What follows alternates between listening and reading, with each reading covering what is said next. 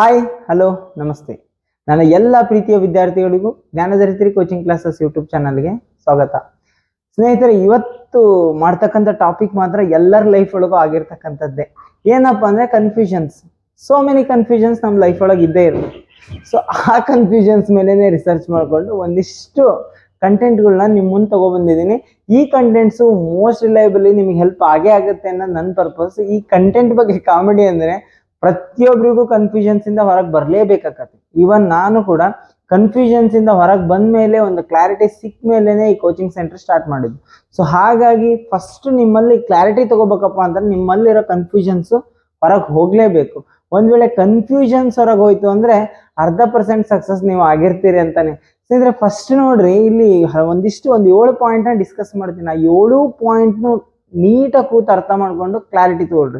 So ಅದ್ರೊಳಗೆ first point ಏನಪ್ಪಾ ಅಂತಂದ್ರ ನಾಟ್ ಕ್ಲಿಯರಿಂಗ್ ಅ ವೈ. ಏನ್ ಹಿಂಗ್ ವೈ ಅಂತಂದ್ರೆ ಏನಪ್ಪಾ ಅಂತಂದ್ರೆ ನಮಗ ಗೊತ್ತೇ ಇರಲ್ಲ ಯಾಕೆ ನಾನು ಈ ಕೆಲಸ ಸ್ಟಾರ್ಟ್ ಮಾಡಿದೀನಿ. ಈಗ ಫಾರ್ ಎಕ್ಸಾಂಪಲ್ ಏನಪ್ಪಾ ಅಂತಂದ್ರ ಯಾವ್ದೋ ಒಬ್ಬ ಸ್ಟೂಡೆಂಟ್ ಯಾವ್ದೋ ಒಂದು ಪೇರೆಂಟ್ ಪ್ರೆಸರಿಗೋ ಅಥವಾ ತನಗೆ ಇಷ್ಟ ಇಲ್ದಿರೋ ಒಂದು ಫೀಲ್ಡ್ ನ ಚೂಸ್ ಮಾಡ್ಕೊಂಡ ಅಂತಂದ್ರ ಅವನಿಗೆ ಯಾಕೆ ಮಾಡ್ತಾ ಇದ್ದಾನೆ ಇದನ್ನ ಅನ್ನೋದೇ ಗೊತ್ತಿರಲ್ಲ. ಯಾಕೆ ಮಾಡ್ತಾ ಇದ್ದೀನಿ ಈ ಕೆಲಸ ಅಂತ ಗೊತ್ತಿಲ್ದೇನೆ ಕೆಲಸ ಮಾಡಿದ್ರೆ ಅದು ಕೆಲಸನೇ ಆಗಲ್ಲ. ಸೊ ಹಾಗಾಗಿ ಏನ್ ಮಾಡ್ರಿ ಅಂತಂದ್ರ ಫಸ್ಟ್ ಕ್ಲಾರಿಟಿ ತಗೋರಿ. ಯಪ್ಪ ನಾನು ಯಾಕೆ ಈ ಕೆಲಸ ಮಾಡ್ತಾ ಇದ್ದೀನಿ, ಫಸ್ಟ್ ಕ್ಲಾರಿಟಿ ಇತ್ತು ಅಂದ್ರೆ ನೀವು ಯಾವ ಫೀಲ್ಡ್ ಅಲ್ಲಿ ಬೇಕಾದ್ರೂ ಅಚೀವ್ಮೆಂಟ್ ಮಾಡ್ಕೋಬಹುದು. ಸೊ ಹಾಗಾಗಿ ಫಸ್ಟ್ ಥಿಂಕ್ ನೀವು ಕ್ಲಿಯರ್ ಮಾಡ್ಕೋಬೇಡ್ರಿ. ನಿಮ್ ಲೈಫ್ ಒಳಗೆ ಟೇಕ್ 5 days 10 days 15 days 1 ತಿಂಗಳು 2 ತಿಂಗಳು ತಗೊಂಡಿರ್ಬೇಕಾರೆ ಫಸ್ಟ್ ಈ ಕನ್ಫ್ಯೂಷನ್ ಒಳಗ ವೈ ಅನ್ನೋದು ಕ್ಲಿಯರ್ ಮಾಡ್ಕೊಡ್ರಿ.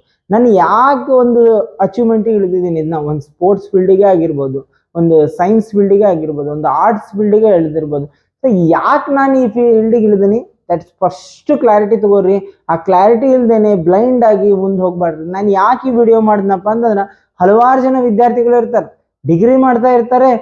ಏನಾಗಬೇಕಣ್ಣ ಮುಂದೆ, ಫಸ್ಟ್ ಡಿಗ್ರಿ ಮುಗಿಲಿ ಸರ್, ಆಮೇಲೆ ಯೋಚನೆ ಮಾಡೋಣ, ಓಕೆನಾ. ಸೊ ಆ ರೀತಿ ಥಿಂಕಿಂಗ್ ನ ಫಸ್ಟ್ ಬಿಟ್ಟಾಕ್ಬಿಡ್ರಿ. ಅದು ನಿಮ್ಮಲ್ಲಿ ಕನ್ಫ್ಯೂಷನ್ಸ್ ಲಾಟ್ ಆಫ್ ಕನ್ಫ್ಯೂಷನ್ಸ್ ನ ಕ್ರಿಯೇಟ್ ಮಾಡುತ್ತಾ. ಸೊ ಹಾಗಾಗಿ ಏನ್ ಮಾಡ್ರಿ ಅಂದ್ರೆ ಫಸ್ಟ್ ಯಾಕೆ ಅನ್ನೋದನ್ನ ಕ್ಲಿಯರ್ ಮಾಡ್ಕೊಳ್ರಿ. ಸೆಕೆಂಡ್ ಪಾಯಿಂಟ್ ಏನಪ್ಪಾ ಅಂತಂದ್ರ don't have a patience to wait until you reach a goal ಅಂತಂದ್ರೆ ಏನಂತಂದ್ರ ಹಲವಾರು ವಿದ್ಯಾರ್ಥಿಗಳು ಪ್ರಿಪರೇಷನ್ ಮಾಡಿರ್ತಾರೆ. ಒಂದು ಗೌರ್ಮೆಂಟ್ ಎಕ್ಸಾಮ್ಸ್ಗೆ ಆಗಿರ್ಬೋದು, ಯಾವುದೇ ಒಂದು ಕೋಚಿಂಗ್ ಸೆಂಟರ್ ಸ್ಟಾರ್ಟ್ ಮಾಡಿದ್ದೇ ಆಗಿರ್ಬೋದು, ಅಥವಾ ಯಾವುದೇ ಕೃಷಿ ಒಳಗಿರ್ಬೋದು, ಬಿಸ್ನೆಸ್ ಒಳಗಿರ್ಬೋದು. ಏನ್ ಮಾಡ್ತಾರಪ್ಪ ಅಂತಂದ್ರ ಫಸ್ಟಿಗೆ ಯಾವುದೇ ಫೀಲ್ಡ್ ಆಗ್ಲಿ ಲಾಸ್ ಆಗೇ ಆಗುತ್ತೆ. 1 ವರ್ಷ ಲಾಸ್ ಆಗುತ್ತೆ, 2 ವರ್ಷ ಲಾಸ್ ಆಗುತ್ತೆ, ಆಗೇ ಆಗುತ್ತೆ. ಸೊ ಅವ್ರು ಏನ್ ಮಾಡ್ತಾರಪ್ಪ ಅಂತಂದ್ರ ಈ ಲಾಸ್ ನ ಫೇಸ್ ಮಾಡಕ್ಕೆ ರೆಡಿ ಇರಲ್ಲ. ಸೊ ಹಾಗಾಗಿ ಏನ್ ಮಾಡ್ರಿ ಅಂತಂದ್ರ ಫಸ್ಟ್ ಪೇಷನ್ಸ್ ತಗೊಳ್ರಿ. ನನ್ನ ಫೀಲ್ಡ್ ಇದು, ಫಾರ್ ಎಕ್ಸಾಂಪಲ್ ನನ್ನ ಫೀಲ್ಡ್ MBBS ಅಂತ ಡಿಸೈಡ್ ಮಾಡ್ಕೊಂಡ್ರೆ ಸೊ ನೀವೇನ್ ಮಾಡ್ರಿ, ನೀಟ್ ಎಕ್ಸಾಮ್ ನ ಕ್ಲಿಯರ್ ಮಾಡ್ಲೇಬೇಕು. ಅದು 1 ವರ್ಷ ತಗೊಳುತ್ತೋ 2 ವರ್ಷ ತಗೊಳುತ್ತೋ ವಿ ಡೋಂಟ್ ನೋ. ನಾವು ಕ್ಲಿಯರ್ ಮಾಡ್ಬೇಕು ಅಂತಂದ್ರೆ ಮಾಡ್ಲೇಬೇಕು. ಆ ಮೈಂಡ್ ಸೆಟ್ ನ ಇಟ್ಕೊಳ್ರಿ ಫಸ್ಟ್. ಆ ಮೈಂಡ್ ಸೆಟ್ ಇತ್ತು ಅಂದ್ರೆ ನೀವೇನಾರ ಮಾಡ್ಬೋದು. ಸೊ ಒಂದ್ ವೇಳೆ ಪೇಷನ್ಸ್ ಫಸ್ಟ್ ಇಟ್ಕೊಳ್ರಿ. ಗೌರ್ಮೆಂಟ್ ಎಕ್ಸಾಮ್ ಬರೆಯಂತ ಹುಡುಗರ್ದು 1 ವರ್ಷ ಆಗ್ಬೋದು, 2 ವರ್ಷ ಆಗ್ಬೋದು, 3 ವರ್ಷ ಆಗ್ಬೋದು. ಫಾರ್ ಎಕ್ಸಾಂಪಲ್ UPSC ಬರೆಯರೇ ಆಗಿರ್ಬೋದು, 12th ಫೇಲ್ ಮೂವಿನೂ ನೋಡಿರ್ಬೋದು ನೀವು. ಅಲ್ಲಿ 5th ಅಟೆಂಪ್ಟ್ ಲಾಸ್ಟ್ ಅಟೆಂಪ್ಟ್ ಇದ್ದಾಗ UPSC ಕ್ಲಿಯರ್ ಮಾಡಿರ್ತಾರೆ. ಸೊ ಫಾರ್ ಅಲ್ಲಿ ಏನಾಗಿರ್ತದಪ್ಪ ಅಂತಂದ್ರೆ ಅವ್ರಿಗೆ ಅಷ್ಟು ಪೇಷನ್ಸ್ ಇರ್ತದೆ, ಅಷ್ಟು ದೃಢ ನಿರ್ಧಾರವನ್ನು ಅವ್ರು ತಗೊಂಡಿರ್ತಾರೆ. ನೆಕ್ಸ್ಟ್ ಏನಪ್ಪಾ ಅಂತ no idea of a plan B. ನಮ್ಗ ಓದೋ ಹೊತ್ತಿಗೆ ಆಯ್ತು, ಕಾಂಪಿಟೇಟಿವ್ ಎಕ್ಸಾಮ್ಸಿಗೆ ಓದೋ ಹೊತ್ತಿಗೆ ಹಾಕಿದ್ರು ಸೋ ಮೆನಿ ಕನ್ಫ್ಯೂಷನ್ಸ್ ಇರ್ತಾವ. ಅಯ್ಯೋ ದೇವ್ರೆ, ಒಂದ್ ವೇಳೆ ಗೌರ್ಮೆಂಟ್ ಎಕ್ಸಾಮ್ ಕ್ಲಿಯರ್ ಆಗಿಲ್ಲ ಅಂದ್ರೆ ನನ್ನ ಫ್ಯೂಚರ್ ಏನಪ್ಪಾ.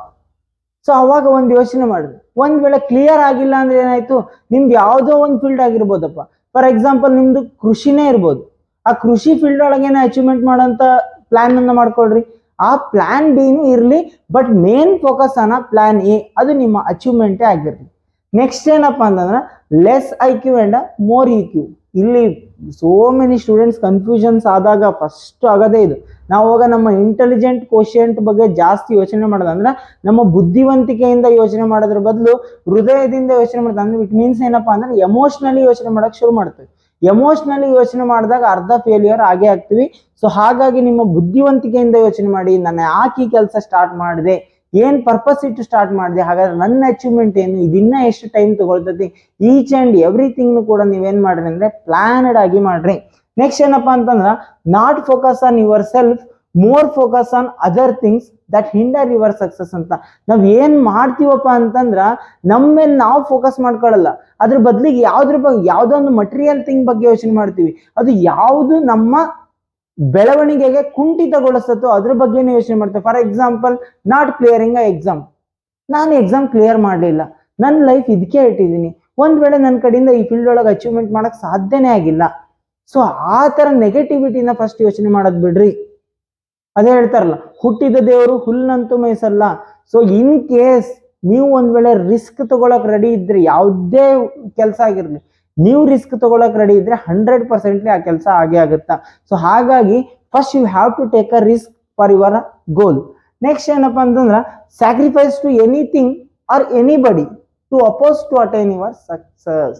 ಸೊ ಅದು ನಿಮ್ಮ ನಿದ್ದೆನೇ ಆಗಿರ್ಬೋದು, ನಿಮ್ಮ ಅತಿಯಾದ ಎಂಜಾಯ್ಮೆಂಟ್ ಆಗಿರ್ಬೋದು, ಯಾವುದು ನಿಮ್ಮ ಒಂದು ಸಕ್ಸಸ್ಸಿಗೆ ಕುಂಠಿತಗೊಳಿಸ್ತೋ ಅಂಥದನ್ನ ಫಸ್ಟ್ ತ್ಯಜಿಸಕ್ಕೆ ಟ್ರೈ ಮಾಡ್ರಿ. ಒಂದೇ ಸತಿ ಯಾವುದೂ ಸಾಧ್ಯ ಆಗಲ್ಲ. ಡೇ ಬೈ ಡೇ ಒಂದೊಂದೇ ಬ್ಯಾಡ್ ಹ್ಯಾಬಿಟ್ಸ್ ನ ಬಿಡ್ತಾ ಬಂದ್ರಿ ಅಂತಂದ್ರ, ಫಾರ್ ಎಕ್ಸಾಂಪಲ್ ಯಾವುದೋ ಒಬ್ಬ ಸ್ಪೋರ್ಟ್ಸ್ ಮೆನ್ನೇ ಇರ್ಬೋದು, ಅವ್ನಿಗೆ ಮಾರ್ನಿಂಗ್ ಎದ್ದೇಳೋದೇ ಲೇಸಿನೆಸ್ ಆಗ್ಬಿಟ್ರೆ ಮುಂದೆ ಅಚೀವ್ಮೆಂಟ್ ಮಾಡೋದು ಕಷ್ಟ ಆಗತ್ತ. ಫಾರ್ ಎಕ್ಸಾಂಪಲ್, ಯಾವುದೇ ಒಬ್ಬ ಗೌರ್ಮೆಂಟ್ ಎಕ್ಸಾಮ್ ಪ್ರಿಪರೇಷನ್ ಮಾಡನೇ ಆಗಿರ್ಬೋದು, ಅವನು ಓದೋದನ್ನೇ ನೆಗ್ಲಿಜೆನ್ಸಿ ಮಾಡ್ಕೊಂಡ್ರೆ 4-5 ವರ್ಷ ಅಲ್ಲ 10 ವರ್ಷ ಆದ್ರೆ ಎಕ್ಸಾಮ್ಸ್ ಕ್ಲಿಯರ್ ಆಗಲ್ಲ. ಸೊ ಹಾಗಾಗಿ ನೀವು ಇಂಟ್ರೆಸ್ಟ್ ಇರೋ ಫೀಲ್ಡ್ ಅಲ್ಲಿ 24/7 ಮಲಗಿದ್ರು ಕನ್ಸಲ್ಲ ಅದೇ ಬರ್ಬೇಕು ಅಂತ ಒಂದು ಗುರಿಯನ್ನ ನೀವು ಹೊಂದಲೇಬೇಕು, ಅಂತ ದೃಢ ನಿರ್ಧಾರವನ್ನ ಮಾಡ್ಲೇಬೇಕು. ಮಾಡಿದಾಗ ನಿಮ್ಮ ಕನ್ಫ್ಯೂಷನ್ಸ್ 100% ಕ್ಲಿಯರ್ ಆಗತ್ತೆ. ನೆಕ್ಸ್ಟ್ ಏನಪ್ಪಾ ಅಂದ್ರ, not thinking on a present, more thinking about a past and a future. ನಾವ್ ಏನ್ ಮಾಡ್ತೀವಪ್ಪ ಅಂತಂದ್ರ, ಈಗ ಪ್ರೆಸೆಂಟ್ ನನ್ನ ಕೈಲಿ ಈ ಸಮಯ ಐತಿ, ಅದ್ರ ಬಗ್ಗೆ ಯೋಚನೆ ಮಾಡಲ್ಲ. ನಾನು ಎದ್ರ ಬಗ್ಗೆ ಯೋಚನೆ ಮಾಡ್ತೀನಿ, ಹಿಂದೆ 1 ವರ್ಷ ಹಾಳು ಮಾಡಿದೆ, ಈ ವರ್ಷ ಜಾಬ್ ಕನ್ಫರ್ಮ್ ಆಗಿಲ್ಲ, ಮುಂದಕ್ಕೆ ಮುಂದೇನು ಅದ್ರ ಬಗ್ಗೆ ಯೋಚನೆ ಮಾಡ್ತೀರಿ. ಅದನ್ನ ಯೋಚನೆ ಮಾಡ್ತಾ ಮಾಡ್ತಾ ಮಾಡ್ತಾ ಮಾಡ್ತಾ ಪ್ರೆಸೆಂಟ್ ಈಗ ನೀನೇನು ಓದ್ಬೇಕು ಅನ್ನೋದೇ ಬಿಟ್ಬಿಡ್ತೀರಿ. ಈ ತರ ಯೋಚನೆ ಮಾಡ್ಕೊಳ್ತಾ ನಿಮ್ಮ ತಿಂಗಳು ಕಳೆದಿದ್ದು ಗೊತ್ತಾಗಲ್ಲ, 2 ತಿಂಗಳು ಹೋಗಿದ್ದು ಗೊತ್ತಾಗಲ್ಲ. ಸೊ ಹಂಗಾಗಿ don't think about a past and a future. So ನೀವೇನ್ ಮಾಡ್ರಿ ಅಂತಂದ್ರ, ಪ್ರೆಸೆಂಟ್ ಒಳಗ ವರ್ಕ್ ಮಾಡ್ರಿ, ಪಾಸ್ಟ್ ಅಲ್ಲಿರೋ ಎಕ್ಸ್ಪೀರಿಯನ್ಸ್ ನ ತಗೊಂಡು. ಹೋದ್ ಸತಿ ಏನ್ ಫೇಲ್ ಮಾಡಿದೆನಾ, ಅದನ್ನ ಈ ಸತಿ ಯಾವ ರೀತಿ ಇಂಪ್ರೂವ್ಮೆಂಟ್ ಮಾಡ್ಬೇಕು, ಓಕೆ, ಈ ರೀತಿ ಹೊಸ ಹೊಸ ಹೊಸ ಹೊಸ ಒಂದು ಕಾನ್ಸೆಪ್ಟ್ ನ ತಗೊಂಡು ನೀವು ವರ್ಕ್ ಮಾಡ್ತಾ ಹೋಗಿದ್ದೆ ಆದ್ರೆ 100% ಕನ್ಫ್ಯೂಷನ್ಸ್ ಕ್ಲಿಯರ್ ಆಗೇ ಆಗುತ್ತಾ. ಸೊ ಫಸ್ಟ್ ಏನ್ ಮಾಡ್ರಪ್ಪ ಅಂತಂದ್ರೆ, ನಿಮ್ಗೆ ಯಾವುದೇ ಒಂದು ವಿಷಯದಲ್ಲಿ ಡೌಟ್ ಬರಲಿ, ನಮ್ಗೆ ಇಲ್ಲಿ ಕೆಳಗೆ ಒಂದು ನಂಬರ್ ಕೊಟ್ಟಿದ್ದೀನಿ, ಆ ನಂಬರ್ಗೆ ಏನ್ ಮಾಡ್ರಿ ಅಂತಂದ್ರೆ ಫಸ್ಟ್ ಕಾಲ್ ಮಾಡ್ರಿ, ನಿಮ್ಮ ಇಂಟ್ರೆಸ್ಟ್ ಫೀಲ್ಡ್ ನ ಹೇಳ್ರಿ, ನಾವು ಯಾವಾಗ್ಲೂ ನಿಮ್ ಜೊತೆ ಇರ್ತೀವಿ. ಕಾಲ್ ಯಾವಾಗ ಮಾಡ್ರಪ್ಪ ಅಂದ್ರೆ ನೈಟ್ 9 ರಿಂದ 10 ಗಂಟೆ ಒಳಗೆ ಕಾಲ್ನ ಮಾಡ್ರಿ. Thank you. Bye bye. All the best for your future. Clear our confusions from this video. Thank you.